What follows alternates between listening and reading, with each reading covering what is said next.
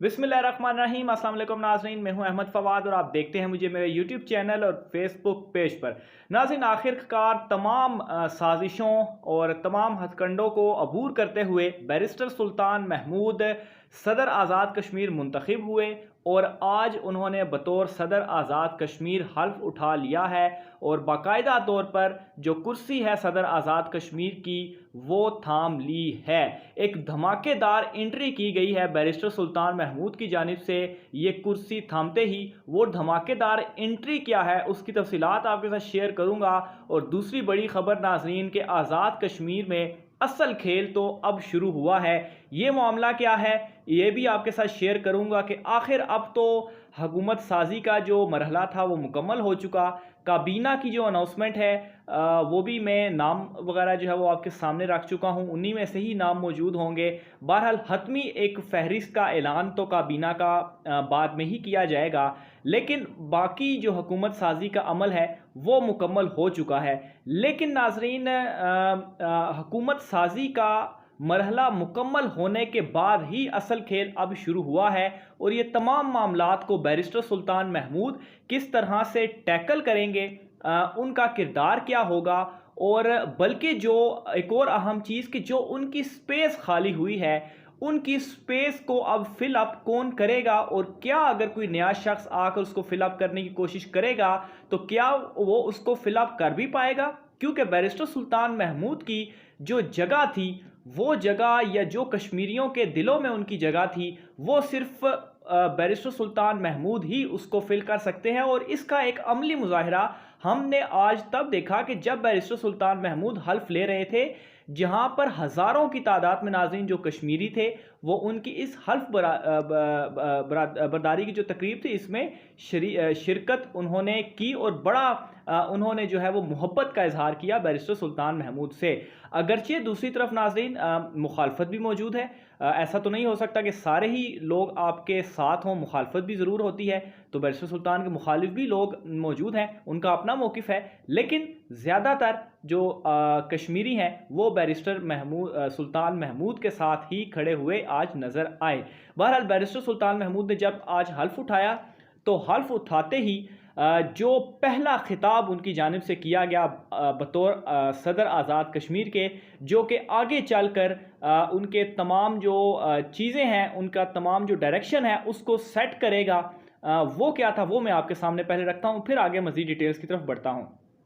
तो बैरिस्टर सुल्तान महमूद नाज़रीन हल्फ उठाए उन्होंने, उसके बाद तकरीब से खिताब किया और उन्होंने ये कहा कि पहले भी दुनिया भर में कश्मीर पर कॉन्फ्रेंसें करवाईं और दुनिया के मुख्तलिफ ममालिक की पार्लिमान्स में कश्मीर कमेटियां बनवाईं, और मेरा ये अज़्म है कि मैं मसला कश्मीर को इस सही तनाजुर में दुनिया में उजागर करूँगा। और इस सिलसिले में साबिक सदर आज़ाद कश्मीर सरदार मसूद ख़ान ने भी मुझसे वादा किया है कि वो आलमी सतह पर मसला कश्मीर के हवाले से अपने वसी तजर्बे की बुनियाद पर मेरी रहनुमाई करते रहेंगे।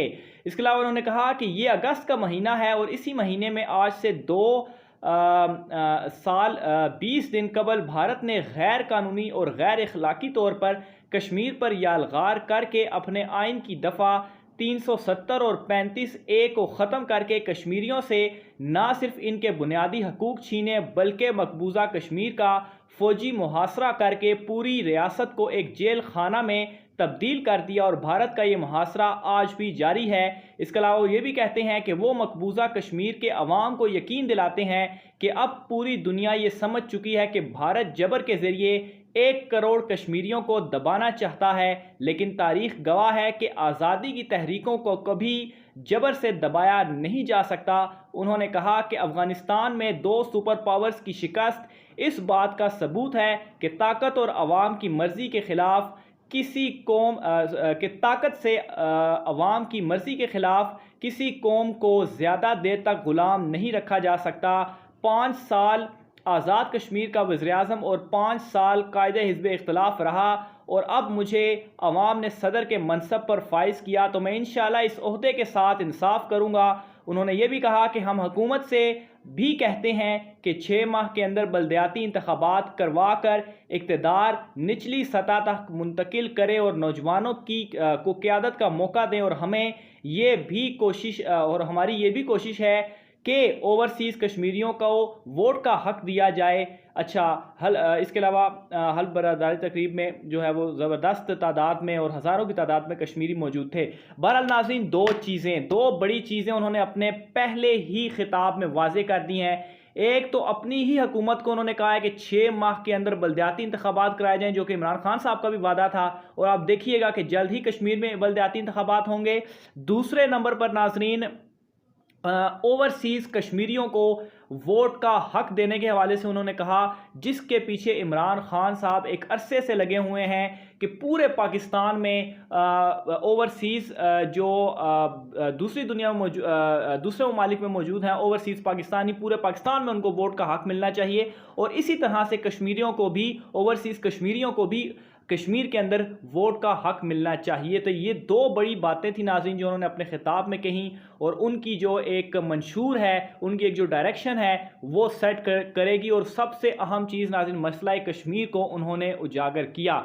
बहरहाल अब दूसरी खबर की जानिब नाज़रीन में आता हूँ कि किस तरह से हुकूमत साजी मुकम्मल होने के अमल के बाद अब असल मामला शुरू हुआ है। वो ऐसा कि बैरिस्टर सुल्तान महमूद की जो स्पेस थी वो उसको कौन फिलअप करेगा। सबसे पहली तो सदर चूँकि वो बन चुके हैं, तो मीरपुर की जो नशिस्त है वो खाली हो चुकी है। और दूसरी सबसे बड़ी बात कि आज़ाद कश्मीर में पार्टी का सदर कौन होगा, ये बहुत बड़ी जो है इसके ऊपर इमरान खान साहब क्या फ़ैसला करते हैं, ये बहुत बड़ी खबर होगी। और इस हवाले से फ़ाइट जारी है, इवन के सरदार तनवीर इलियास और अनवारुल हक के दरमियान इस मामले पर बड़ी जंग एक किस्म की जारी है। हालांकि वो दोनों एक ही ग्रुप से हैं और एक दूसरे के साथ खड़े हुए हैं, और अनवारुल हक उनके हवाले से सोर्सेज ये दावा कर रहे हैं कि वो स्पीकर का ओहदा छोड़ने को तैयार हैं अगर उन्हें सदर आज़ाद कश्मीर पार्टी का बना दिया जाता है। बहरहाल इस हवाले से अगले वीलॉग में आपको मज़ीद कुछ डिटेल्स होती, पूरा वीलॉग में इसके ऊपर करूँगा कि ये क्या मामला, अब नया एक मामला खुल चुका है। अभी तक के लिए इतना ही कि ये एक तो स्पेस खाली हो चुकी है और उसमें पार्टी में जंग है कि अब पार्टी का आज़ाद कश्मीर में सदर कौन बनेगा। और दूसरे नंबर पर नाज़रीन LA3 मीरपुर की जो नशिस्त खाली हुई है उस पर बैरिस्टर सुल्तान का बेटा ही आएगा या कोई दूसरा आएगा। कोशिशें तो यही की जा रही हैं कोई दूसरा आए, लेकिन उस बैरिस्टर सुल्तान महमूद अपने बेटे के हवाले से भी कोशिश कर रहे हैं। फिर अगर वो आते हैं तो काबीना में अगर उनको जगह मिलती है तो फिर क्या एक मिसाल सेट होगी। तो ये नाज़रीन दो बड़े अहम मसाइल हैं जो कि आगे आने वाले हैं। इस हवाले से मज़ीद जो भी अपडेट्स होती रहेंगी आप नाज़रीन तक हम पहुँचाते रहेंगे। आज के व्लॉग से नाज़रीन इतना ही, मुझे इजाज़त दीजिए, अल्लाह हाफ़िज़।